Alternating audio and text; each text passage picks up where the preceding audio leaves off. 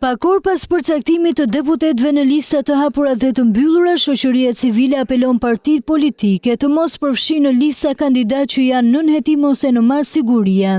Përfshirja në listat e mbyllura të disa kandidatëve që janë proces hetimor ose në mas sigurie nga sistemi yndgjësor është një zhvillim shqetësues dhe i kundërt me përqëmëritë publike për politikë dhe kandidatë pastër dhe me integritet. Edhe mungesa e një sistemi meritokracie, konkurrimi brenda partive, e dobësoi integritetin e kandidatëve dhe vetë partitë politike në procesin zgjedhor. Pas regjistrimit të 245.975 emigrantë për votimet në 11 maj, ata theksojnë rëndësinë e administrimit të procesit. Integriteti i procesit zgjedhor diasporës kërkon siguri plot për fshësinë e votës, kërkon transparencë financiare, monitorim institucional dhe garanci për parandalim çdo forme të shpërdorimit të aseteve publike dhe për krimin zgjedhor.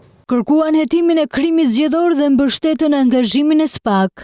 Ne mbështesim angazhimin e kohëve të fundit të SPAK, Prokurorisë Përgjithshme dhe Komisionit Qendror të Zgjedhjeve për ngritjen e një task force në drejtimin e SPAK dhe i nxisim këto institucione, por dhe organet e tjera ligjzbatuese si Policinë e Shtetit dhe Prokuroritë e Jurisdiksionit të zakonshëm të kryejnë verifikime dhe ose hetime objektive.